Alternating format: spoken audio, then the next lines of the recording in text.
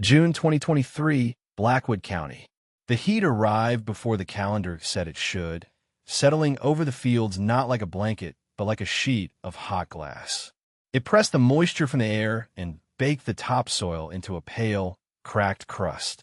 The corn, which should have been shoulder-high and the color of deep jade, was stunted and yellowed at the edges, its leaves curling inward, as if in prayer for a rain that never came.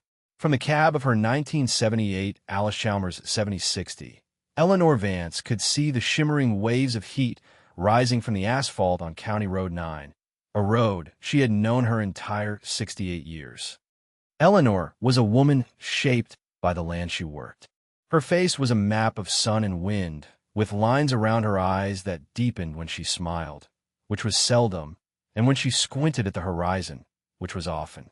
She was not tall, but her frame was solid, built of 60 years of lifting, pulling, and walking fields. Her hands, resting on the worn black steering wheel, were calloused and strong, the nails kept short and clean. She wore practical denim work shirts and jeans, faded to the color of a summer sky, just before dusk. She lived alone in the same white farmhouse her grandfather had built, a house that stood on a slight rise, shaded by 2 ancient oak trees. Her farm was 240 acres. It was a modest holding in an age of mega farms, a remnant of a time when a family could make a life from a quarter section. She had inherited it from her father, who had inherited it from his. The land was not just a business to her. It was a ledger, a history book, and a responsibility. She was debt-free. This was a point of quiet, fierce pride. She had achieved it by avoiding the siren call of the new and the bigger, by repairing instead of replacing, by saving seed, and by understanding the difference between a want and a need. The problem, the crisis, was not on her land. It was across the fence line, on the sprawling 3,000 acres belonging to Marcus Thorne. Thorne's fields were a portrait of modern agricultural distress. The corn was visibly failing, the plants uneven and sickly. His massive center pivot irrigation systems, monuments to capital investment, crawled in slow, useless circles, spraying precious water on a ground that refused to absorb it. The water pooled in the low spots, reflecting the hard, blue sky, and then evaporated, leaving behind ghostly white rings of mineral deposit. The ground itself was the enemy. It had become a dense, impermeable layer of hardpan, a shield of compacted clay and silt that the roots could not penetrate and the water could not breach. This crisis had not appeared overnight. It was the culmination of years of a particular kind of farming. Marcus Thorne was a man of the new systems. He had come to the county a decade earlier, buying up 4 family farms, including the old Henderson Place and the Miller Tract, both of which bordered Eleanor's property. He tore out the fence rows and windbreaks, creating vast, efficient prairies for his enormous machinery. He practiced what the university extension agents and the chemical salesmen called cutting-edge agriculture.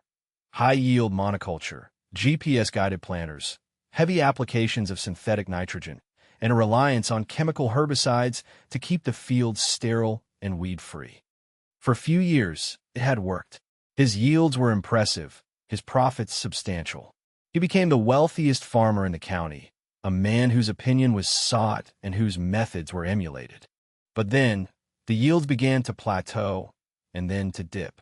He compensated by adding more inputs, more nitrogen, more water.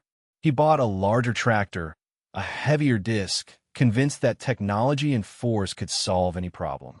The community, the men who gathered for coffee at the grain co-op, saw only the drought. They called it bad luck, a tough cycle. They did not see the slow death happening just beneath the surface, the methodical compaction and sterilization of the very soil that was supposed to provide life. Eleanor saw it. She had been watching it for 7 years. Marcus Thorne was a man who looked exactly like his farm. Large, expensive, and immaculate. He drove a new Ford F-350 King Ranch Edition, always washed, the leather interior smelling of conditioner. He wore crisp, logoed polo shirt from seed companies and expensive work boots that rarely showed much mud. He was in his late 40s, with a confident smile and a handshake that felt more like a statement of power than a greeting. He believed in data, in spreadsheets, and in the undeniable logic of economies of scale.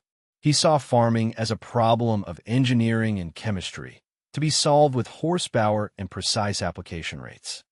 The moment of public dismissal, the one that would later become a quiet legend in the county, had happened not in a field but at an auction.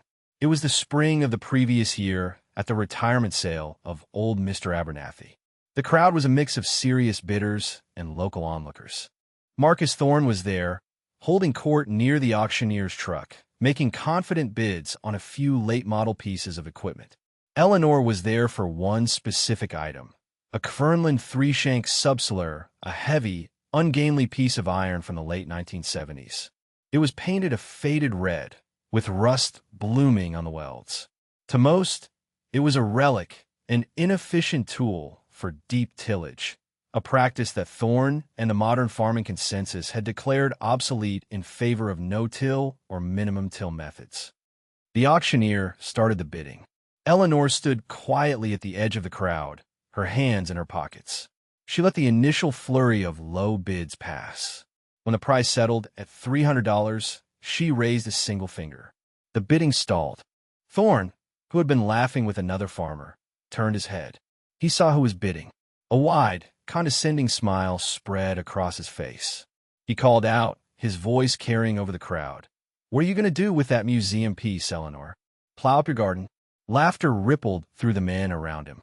"Better save your money for the chiropractor," another one added. Thorne shook his head, a gesture of theatrical pity. "That thing will just burn fuel and ruin your soil structure. The science has moved on." Eleanor did not react. Her expression remained neutral. She met Thorne's gaze for a brief moment, then looked back at the auctioneer. She held her bid. "Sold for $300 to Eleanor Vance," the auctioneer called out. As she walked to the clerk's table to pay, she heard Thorne say to his friends, loud enough for her to hear, "Some people are just stuck in the past." Sad to see, she paid in cash, got her receipt, and arranged to have the subsoiler delivered. She did not say a word. The chorus of skeptics took their cues from Thorne. At the Blackwood County Farmers Co-op, over lukewarm coffee in styrofoam cups, the talk was of his generosity and her foolishness. "He was just trying to help her," said one farmer, a man who had recently invested in a GPS guidance system, just like Thorne's. "Told her straight up that deep tilling is the worst thing you can do. Creates a plow pan." They nodded in agreement, repeating the phrases they had learned at winter seminars. They spoke of soil aggregates, microbial life, and carbon sequestration, using the new vocabulary of modern agriculture. They did not understand that the words they were using described precisely what Thorne's methods were destroying. They pitted Eleanor. They saw her as a woman left behind by progress, stubbornly clinging to the outdated ways of her father, destined to watch her small farm wither and fail. They saw her purchase of the subsoiler not as a strategic acquisition, but as a sign of her irrelevance. After the auction, after arranging for the delivery of the old Kverneland implement, Eleanor drove home. She did not feel anger or humiliation. Those emotions were inefficient, like a tractor spinning its wheels in mud.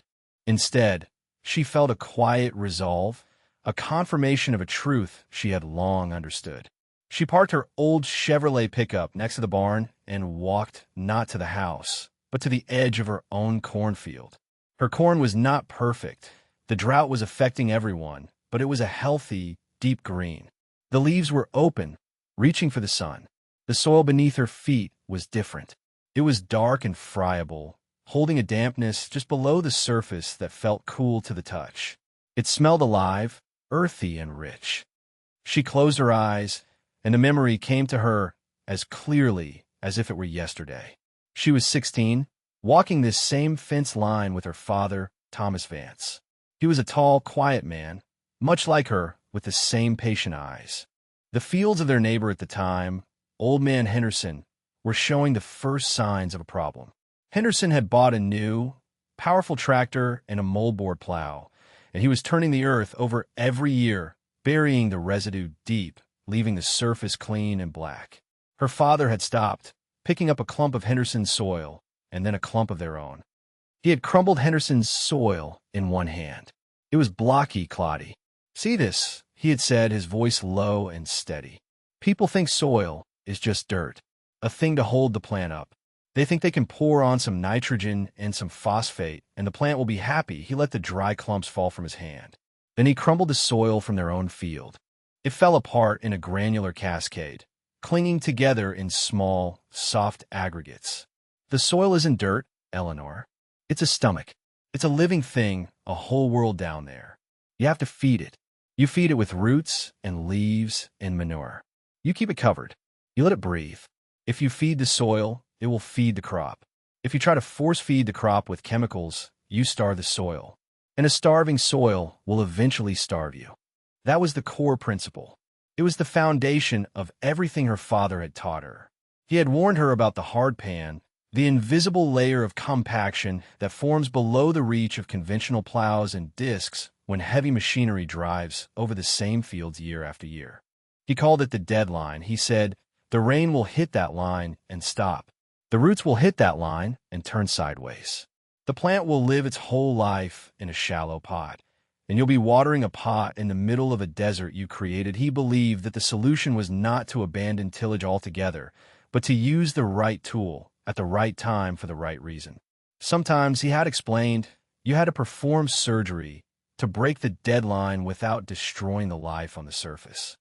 That evening, in the quiet of her farmhouse, Eleanor went to the oak bookshelf in her father's old office. From the bottom shelf, she pulled out a series of 5 leather-bound ledgers.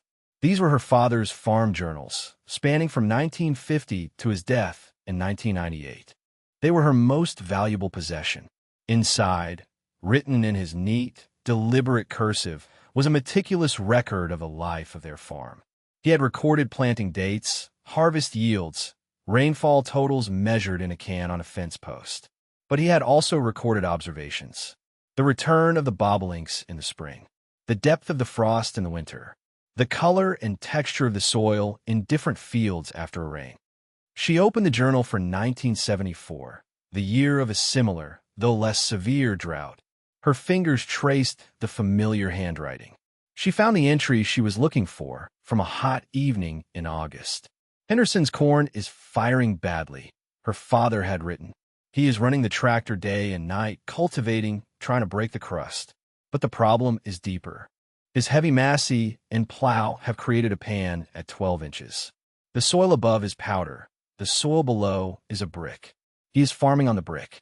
I spoke to him today, told him he needed to get deep to break it up. He said that was old-fashioned thinking. He has a loan for a new pivot. He thinks water from above can fix a problem that lies below." Eleanor closed the journal. A year later, the bank had foreclosed on the Henderson farm. It was the same land Marcus Thorne was now farming into ruin.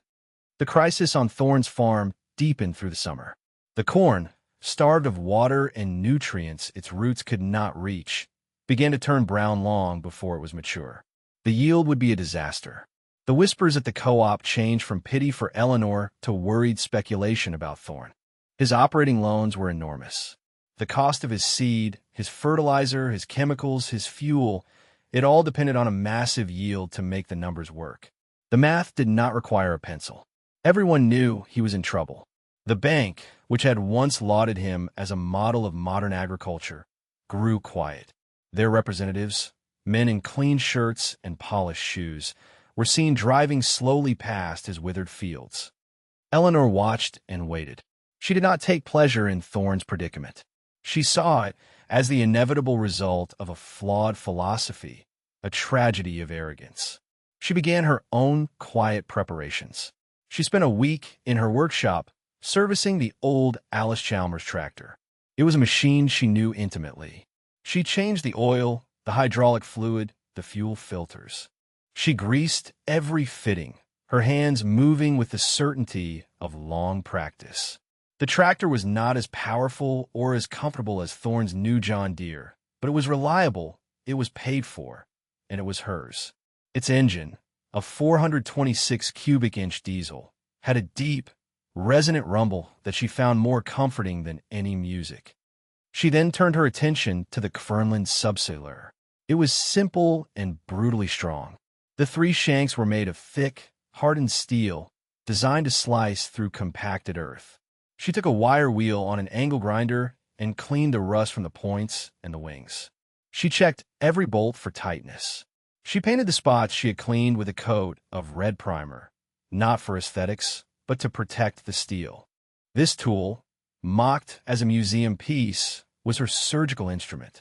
She also inventoried her seed shed. She had bags of cover crop seeds stored in metal cans to protect them from rodents. Hairy vetch, crimson clover, cereal rye, daikon radishes. Each had a purpose, a specific job to do in the complex work of soil restoration. By late September, the inevitable happened. Blue and white signs appeared at the entrances to Marcus Thorne's long gravel driveway. Auction, they declared in bold letters. 3,000 acres plus or minus in 8 tracts. Absolute auction. By order of Blackwood County Bank and Trust. The community was stunned. The fall of the wealthiest farmer was a seismic event, a cautionary tale whispered in feed stores and church pews. The auction was set for the first Saturday in November. The day of the auction was cold and gray, with a wind that carried the smell of decaying leaves. The event was held in the cavernous machine shed on Thorne's home farm. A large crowd had gathered, neighboring farmers hoping to pick up a parcel of land, investors from the city, bank officials in dark suits, and the merely curious, there to witness the dismantling of an empire. Marcus Thorne was there, standing off to the side with his wife, his face pale and drawn. The confident swagger was gone, replaced by a hollow-eyed stare. Eleanor arrived in her old pickup. She did not engage in the pre-auction chatter. She registered for a bidder number and studied the plat map. She was interested in only one parcel, Tract 3, a 160-acre square of prime bottomland that lay directly adjacent to her own farm. It was the old Henderson place. It was the piece of land whose decline she had been watching most closely. The auctioneer began. He sold the equipment first, then started on the land. The bidding was brisk for the smaller, outlying tracts. When he got to Tract 3, a hush fell over the crowd. This was the heart of the farm. The bidding started high and went higher. An investment group from the state capital was bidding aggressively. Eleanor stood, still and silent, until the bidding began to slow. The auctioneer worked the crowd, his chant rising and falling. 1.2 million. Do I hear 1.25? The investors nodded. 1.25, now 1.3. The crowd was silent. The price was beyond the reach of most local farmers. The auctioneer's gaze swept the room. 1.25, selling it once. Selling it twice in the quiet, Eleanor raised her bidder card. Her voice was calm and clear. 1.3 million. A murmur went through the crowd. All eyes turned to her. Thorne's head snapped up, his expression a mixture of shock and disbelief. The auctioneer looked at the investors. The man on the phone shook his head. The bidding was over. Sold, the auctioneer cried, his gavel cracking down. $1.3 million to bidder number 74. Eleanor lowered her card. She had just spent nearly every dollar of her life savings, the accumulated profit of decades of frugal, careful farming. She had bet it all on her father's wisdom and her own knowledge of the land. The real work began the following Monday. While the other farmers were finishing their fall harvest, Eleanor drove her Alice Chalmers, pulling a simple soil probe onto her newly acquired property. She did not start a machine or turn a single clod of dirt. She began by walking. For 3 full days, she walked the 160 acres in a grid pattern, stopping every 100 feet to take a soil sample. She carried a small notebook and a bucket. This was the diagnostic phase. She was learning the land, not from a satellite image or a yield map, but from the ground up. She plunged the T-handled probe into the earth. In most places, it slid down easily for about 12 to 14 inches, and then it stopped dead with a jarring thud that vibrated up the steel shaft into her hands. That was the hard pan, Thorne's deadline. It was as hard and unyielding as concrete. She would have to lean her full weight on the probe to break through it. Below the pan, the soil was dry and lifeless, a pale, yellowish clay. Above it, the soil was a grayish-brown, powdery, and lacking in structure. Every few acres, she dug a test pit with a spade, a square hole 3 feet deep. She wanted to see the soil profile, the layers of the earth. The pits confirmed what the probe had told her. The topsoil was a shallow layer, depleted of organic matter. Below, it was the thick, plate-like structure of the hard pan, a dense wall of compacted soil. There were no earthworm channels. There were no deep roots from the previous crop. The corn roots had grown down to the pan and then turned, spreading out horizontally in a desperate, shallow mat. The soil had no smell, or rather, it had the dead, sterile smell of dust. She took samples from each pit, crumbling the soil in her hands, feeling its texture, assessing its lack of life. She was not just looking at dirt. She was reading the story of its abuse. On the 4th day, the mechanical surgery began. She hitched the Alice Chalmers to the Kvernland subsoiler. She set the depth of the shanks to 18 inches, deep enough to slice 4 inches below the bottom of the hard pan. She started in the far northeast corner of the field. The tractor roared, the black smoke puffing from the exhaust stack as it took the load. She drove slowly, at a steady 2.5 miles per hour. The 3 steel shanks of the subsoiler sliced into the ground, vibrating as they met the resistance of the compacted layer. The sound was unlike any other sound in farming. It was a deep, groaning rip, the sound of the earth being forced open. Behind the tractor, the ground heaved up and then settled, leaving 3 thin slits in the surface, but no overturned soil. The purpose was not to till, but to fracture. Below the surface, the wings on the subsoiler shanks were lifting and shattering the hard pan, creating a network of fissures, of cracks and channels that would allow air and water to penetrate the subsoil for the first time in years. It was slow, grueling work. She could cover only about 15 acres a day. It was physically demanding, the tractor bucking and lurching as the shanks hit particularly dense spots. She worked from sunrise to sunset, stopping only to refuel the tractor and eat a simple lunch she packed in a metal box. The farmers on the county road would slow their trucks as they passed, shaking their heads. They saw an old woman on an old tractor pulling a piece of junk iron, burning expensive fuel to tear up a field in the fall. They thought it was madness, the final, foolish act of a woman who had overextended herself. They did not see the careful, precise remediation she was performing. For 10 days, she continued this pattern, driving back and forth across the field, spacing her passes 5 feet apart. The entire 160-acre field was a grid of these subtle rips. When she was finished, the surface of the field looked almost untouched, but 18 inches below, the monolithic hard pan had been transformed into a fractured, shattered layer, ready to receive the winter rains. She had created the possibility for the soil to breathe again. The next phase was biological. 2 days after she finished subsoiling, a light, steady rain fell, the first in weeks. It was exactly what she had hoped for. The rain soaked into the ground, following the new channel she had created, beginning the slow process of rehydrating the deep subsoil. The following morning, she began seeding. She did not plant a cash crop. She was planting a cover crop, a complex mix designed to heal the soil. She used an old John Deere 750 no-till drill, another piece of well-maintained, paid-for equipment. Her mix was specific, each component with a role. Daikon radishes, which she called tillage radishes, would grow long, thick taproots that would follow the fracture she had made, further breaking up the compaction and creating deep channels for air and water. When they winter-killed, the roots would decompose, leaving the channels open and filling them with organic matter. Hairy vetch and crimson clover were legumes. They would pull nitrogen from the air and, through a symbiotic relationship with bacteria on their roots, fix it into the soil, providing a free, natural source of fertilizer for the next year's crop. Cereal rye was for biomass. It would grow a thick, fibrous root mat in the topsoil, helping to rebuild soil structure and prevent erosion, and its stalks would provide a thick mulch on the surface the following spring. She spent 4 days drilling the seed into the field. The community's view of her actions solidified. She had bought the best piece of farmland in the county at a premium price, and now she was planting it in what they considered weeds. The talk at the co-op was a mixture of pity and a strange, grim satisfaction. They saw her as a confirmation of their own wisdom. They had embraced the new ways, and she had not.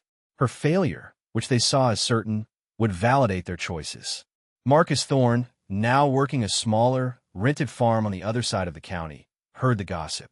He felt a pang of something he would have once called pity, but it was now laced with a confusing sense of his own failure. He simply could not comprehend what she was doing. Winter came, cold and wet. The snow fell and covered the field in a white blanket. Beneath the snow, the seeds Eleanor had planted were germinating. The roots were beginning their slow, silent work. Eleanor spent the winter in her workshop, maintaining her equipment. She read her father's journals again, reinforcing her understanding of the cycles of the land. She was patient. Farming, the way her father had taught her, was a partnership with time, not a battle against it. Spring arrived with a series of warm, gentle rains. As the snow melted, a tinge of green appeared on Eleanor's new field. By mid-April, it was a lush, thick carpet of green, a vibrant, multi-species tapestry of clover, vetch, and rye. It was teeming with life. Bees and other pollinators, finding little else in the vast monoculture landscape, flocked to the clover blossoms. The sight was startlingly beautiful, but to the other farmers, it was an abomination. It was a field of weeds, a waste of a growing season. This was when Eleanor began the next phase of her plan, animal integration. She owned a small flock of 60 sheep, which she typically kept on a permanent pasture near her house. Now, she began to move them onto the cover-cropped field. She used portable electric fencing, creating a 1-acre paddock. She turned the sheep into the paddock. For 2 days, they grazed intensively. They ate the lush tops of the plants. Their hooves trampled the stalks, and their manure and urine deposited a rich, concentrated dose of nutrients directly onto the soil. Every 2 days, she moved the fence, giving them a fresh 1-acre paddock of cover crops. Behind them, they left a field that had been grazed, trampled, and fertilized. This was a slow, methodical process that took her through the end of May. It was labor-intensive, moving the fence and the water trough every 2 days. But the benefits were immense. The sheep were converting the cover crop into a perfect, biologically active fertilizer. Their trampling action helped incorporate the plant matter into the top few inches of soil, feeding the earthworms and microbes. They were kickstarting the biological engine of the soil. Marcus Thorne drove past her field one afternoon in late May. He saw the sheep, the portable fence, the shaggy, uneven look of the field. He pulled his truck over to the side of the road and just stared. He had a degree in agronomy from the state university. He had attended dozens of seminars on soil science and crop management. Nothing in his education had prepared him for what he was seeing. To him, it looked like chaos. It looked primitive. It was the opposite of the clean, uniform, chemically managed fields he believed in. He shook his head, a genuine sadness for her in his heart. He thought, she's lost her mind. She's turned the best corn ground in the county into a sheep pasture. He drove away, more certain than ever of the rightness of his own failed methods. By the first week of June, the sheep had grazed the entire 160 acres. The cover crops were gone, replaced by a thick mat of trampled residue and manure. The field was ready for planting. Eleanor did not till. She used her no-till drill again, this time planting a corn variety known for its deep rooting and drought tolerance. She sliced the corn seeds directly into the mulch on the surface. Her only inputs were a small amount of starter fertilizer placed with the seed, just enough to get the young plants going. She was counting on the nitrogen fixed by the vetch and clover and the nutrients recycled by the sheep to feed the crop. The first sign of her success, the first undeniable public evidence, came 3 weeks later. A massive thunderstorm rolled through the county, a classic Midwestern gully washer. It dropped 2 inches of rain in 45 minutes. The next morning, the landscape told the story. On the neighboring farms, the fields of conventionally tilled corn were scarred with erosion. Water had sheeted off the bare soil between the rows, carrying topsoil and expensive fertilizer with it, choking the ditches with muddy brown water. Thorne's rented field looked the same. The hard, crusted soil could not absorb the deluge. But Eleanor's field was different. There was no erosion. There was no standing water. The 2 inches of rain had landed on the thick, absorbent mat of cover crop residue, and had soaked in, percolating down through the old root channels and the fissures she had created with the subsoiler. The field had absorbed the entire rainfall. It had drunk it in, storing it deep in the subsoil, creating a reservoir of moisture that would sustain the crop through the inevitable dry spells of July and August. The field had behaved not like a brick, but like a sponge. Marcus Thorne saw it. He had been driving around assessing the storm damage on his own rented ground. On his way home, he drove past Eleanor's new farm. The contrast was so stark it made him stop his truck again. He got out and walked to the fence line. He looked at the field next to hers, a field farmed by another man using his same old methods. The ditches were full. The ground between the corn rows was washed out. Then he looked at Eleanor's field. It was clean. The mulch was undisturbed. The young corn plants stood straight and green. It looked as if it had barely rained at all. He did something he had not done in years. He climbed through the barbed wire fence. He walked a few feet into his neighbor's field and bent down, picking up a handful of the soil. It was slick and muddy on the surface, but just below it was dry and hard. He let it fall. Then he walked a few feet into Eleanor's field. He scraped back the layer of mulch and dug his hand into the soil. It was moist, dark, and crumbly. It felt alive. He could see the channels left by the decomposed radish roots and the earthworms. He squeezed a handful, and it held its shape for a moment before crumbling perfectly. He stood up, looking from the soil in his hand to the healthy corn, and then back across the fence to the eroded, struggling field. For the first time, a flicker of doubt, a terrifying and profound uncertainty, entered his mind. He was not looking at foolishness. He was looking at something he did not understand. Through July and August, the heat returned and the rain stopped. The drought tightened its grip on the county. The corn in the other fields began to show stress. The leaves curled, and the lower leaves began to fire, turning brown and dry from the bottom up. The plants were running out of water. Their shallow roots, blocked by the hard pan, had exhausted the moisture in the topsoil. But Eleanor's corn stayed green. Its roots, unhindered by a compacted layer, had grown deep, tapping into the subsoil moisture, the reservoir filled by that one intense spring rain. The thick mulch on the surface prevented evaporation, keeping the soil cool and moist. Her field was an island of green in a sea of yellowing stress. The difference was not subtle. It was a stark, visual testament, visible to anyone who drove down County Road 9. The chorus at the co-op grew quiet. The easy mockery was replaced by a confused silence. They had no framework to explain what they were seeing. It defied the logic of the seminars and the sales pitches. The climax of the story was not a dramatic confrontation, but the quiet, relentless accumulation of data during harvest. In October, Eleanor drove her old but reliable Gleaner combine into the field. The machine was small by modern standards, but she had maintained it perfectly. As the corn heads pulled in the thick, healthy stalks, and the ears were stripped and fed into the machine, the numbers on the yield monitor glowed. They were numbers that should have been impossible. They were numbers that were not being seen anywhere else in the county that year. The success was quantified not in opinion, but in bushels per acre. The county average that year, crippled by the drought, was a meager 165 bushels per acre. Even the best, most well-drained fields were struggling to break 180. On the 160-acre field that had been declared ruined, the field she had restored with a museum piece and a flock of sheep, Eleanor's yield monitor consistently showed numbers between 215 and 225. Her final average for the entire field was 220 bushels per acre. But the most stunning number was her cost of production. Thorne's old spreadsheets, which the bank had given her as part of the sale, showed he had been spending over $400 per acre on inputs: synthetic nitrogen, phosphate, potassium, herbicides, fungicides, and the fuel for multiple tillage passes. Eleanor's total input cost, including the cover crop seed and the small amount of starter fertilizer, was less than $100 per acre. She had not only grown more corn, she had done it for a quarter of the cost. The profit margin was staggering. She had not just bought a farm. She had revealed a new, more resilient, and far more profitable way of farming. The vindication was absolute, printed on the scale tickets from a grain elevator.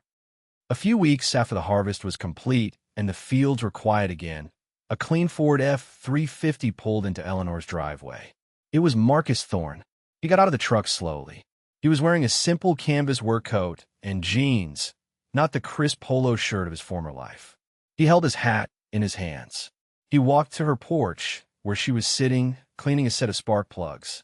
He stopped at the bottom of the steps, his gaze fixed on the ground. He did not make excuses. He did not talk about the weather or bad luck. He looked up, and his eyes met hers. The arrogance was gone, replaced by a deep, weary humility. "Eleanor," he said, his voice quiet and hoarse. "I was wrong." He took a breath. "I laughed at you at the Abernathy auction. I called your equipment junk. I told everyone who would listen that you were stuck in the past. I thought you were a fool for what you did to that field." He gestured with his hat toward the 160 acres of corn stubble. "You proved I was the fool. You harvested the best crop in the county off land I destroyed." He paused again. Can you tell me how? I don't understand." There was no triumph in Eleanor's expression, only a quiet gravity. She did not gloat. She simply nodded. "The coffee is on," she said. She led him into her warm, clean kitchen. She poured 2 mugs of black coffee and set them on the old oak table. She went into her father's office and returned with one of the leather-bound journals. She sat down opposite him and opened it. "My father taught me that the soil is a living thing," she began, her voice calm and factual. "You treated it like a chemical manufacturing plant. You put in raw inputs and expected a finished product. But you were killing the workers." She explained the principle of the hard pan, the deadline his heavy equipment had created. She talked about how the subsoiler wasn't for tillage, but for surgery, to let the soil breathe. She explained the roles of the different cover crops, how the radishes broke up the compaction and the legumes created free nitrogen. She described how the sheep concentrated the nutrients and stimulated the soil biology. She was not delivering a lecture. She was sharing a legacy. She was explaining the grammar of a language he had never learned to speak, the language of the land itself. He listened, his coffee untouched, for over an hour, a man whose entire worldview was being carefully and quietly dismantled. The knowledge did not stop with Thorne. A young woman named Clara Jenkins, the new county extension agent, had been watching Eleanor's progress with professional curiosity. Clara was bright, armed with a recent degree and a belief in data-driven agriculture. She had initially been as skeptical as everyone else. The results of Eleanor's harvest, however, were an anomaly so significant they could not be ignored. The data on the yield maps was irrefutable. After hearing the story of Thorne's visit to Eleanor, Clara decided to act. She drove to the Vance farm, her official county vehicle seeming out of place next to Eleanor's old pickup. She approached Eleanor not with advice, but with a request. She asked if she could document Eleanor's methods, to take detailed soil samples, to understand the science behind the results. Eleanor agreed. Over the next year, Clara became a regular visitor. She learned about the journals, about Thomas Vance's philosophy. She conducted tests that confirmed everything Eleanor knew from observation. The soil on the restored field showed a massive increase in organic matter, water infiltration rates, and microbial activity. Clara, humbled and inspired, did something brave for a young government employee. She went against the conventional wisdom of the state university. She created a small, county-funded pilot program called the Blackwood County Soil Health Initiative. It offered local farmers cost-sharing for cover crop seed and workshops on regenerative practices, with Eleanor's farm as the model. The knowledge was beginning to be adopted into the system. One cool autumn afternoon, 2 years after she had bought the land, Eleanor was in her workshop. She was performing her annual maintenance on the Kfernland subsoiler.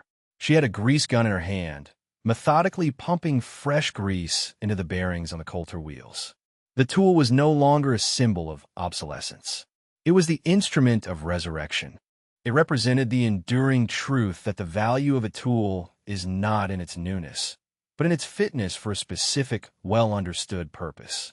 It was a piece of iron that, in the right hands, held more wisdom than a fleet of GPS-guided tractors. The new normal settled into the county landscape. The following fall, for other farms along County Road 9 had fields planted in cover crops. The sight of a green field in November was no longer strange. It was becoming a sign of a forward-thinking farmer. Eleanor's field, now in a rotation of soybeans, was still the benchmark, the standard against which all others were measured. Her success was no longer a shocking anomaly. It had become an accepted, respected part of the local lore, a simple truth. The woman they had pitted was now the woman they quietly sought for advice. Eleanor was walking the fence line one evening with Clara. The sun was setting, casting long shadows across the fields. They had been discussing the results of Clara's latest soil tests. Eleanor stopped and looked out over the land she had healed.